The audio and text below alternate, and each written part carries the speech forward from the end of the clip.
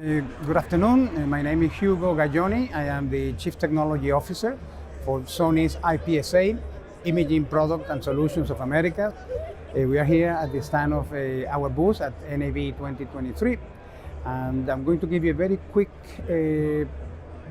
round description of the different products and areas that we have in the booth.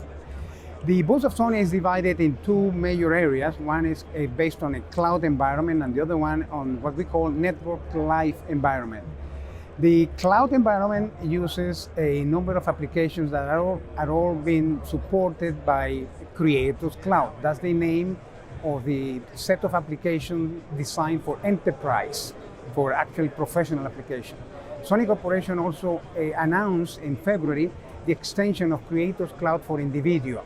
Therefore, there is also the use of Creators Cloud for individual creators. If you have an alpha camera or other manufacturer, you will have a storage given to you for free, so that you can begin growing your knowledge of imaging and eventually move into Creators Cloud for professional application.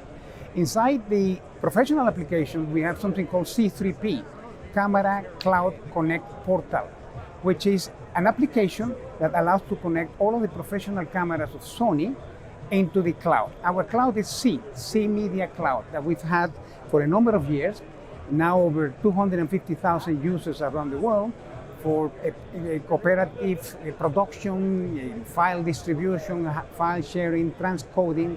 Then C3P allows the cameras from Sony to connect directly into C, either by file transmission or streaming in proxy quality, high resolution quality. Also allows for newsroom computer systems to transfer their metadata, their rundown metadata, into the cameras, so that the producers, the news cameragraphers, can begin shooting their news with the metadata that exists in the broadcast center.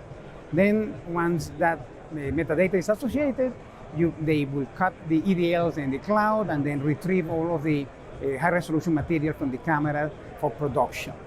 We also introduced something called A2P, AI Automated Production, which is a set of AI engines that are running in the cloud to help broadcasters produce the highlights of a sporting events. Then this number of AI engines range from face recognition, emotion recognition, ball tracking, skeleton tracking, and then we train these algorithms, these engines, with the characteristic of the events that the sporting events will present to the broadcaster. Therefore, you train the algorithm very simply. You just feed 10 seconds of video, you select what type of sequences or effects you want to analyze, and the engines will operate on tennis, football, soccer, any type of sport, and create the time codes to produce the highlights, which then are fed into the commentators for halftime analysis, for example. We also have workflows orchestration for enterprise that are used now by several broadcasters. Okay, that's the cloud side. On the transport side, we acquired a company a number of years ago called NAB, very powerful company in the world of telecommunication. And they have a software technology that is based on software-defined networks for network orchestration. It knows all of the IP switches that exist in the transport and can orchestrate the transmission of signals from city to city, can control all of the hardware, devices that are connected into the system, is agnostic of the topology of the network, spine and leaf, ring, and it also has broadcast controlling capability. It can talk to all of our products and third-party products as well. Well, that's the orchestration portion, but the fundamental challenge that we have is the transportation. Transport bandwidth is expensive. For example, a 4K signal is going to cost you 10 gigabits of payload capacity. 3 gigabits is about 2.5. 1080p progressive is about 2.5 gigabits of capacity. Not only difficult to obtain the capacity, but if you could, it's expensive. And Sony has designed a new compression system based on HEVC, in high efficiency video coding. The version we call is ULL, ultra low latency. This device, we are looking at allocating about 35 cameras within 1 gigabit, or 15 4K cameras into 1 gigabit. The ultra high picture quality, ultra low data utilization, and very low latency under 2 frames. Well, this device is a silicon, it's a chip. Sony is going to begin using it in a number of devices. We are introducing a new box. It's called the ME80.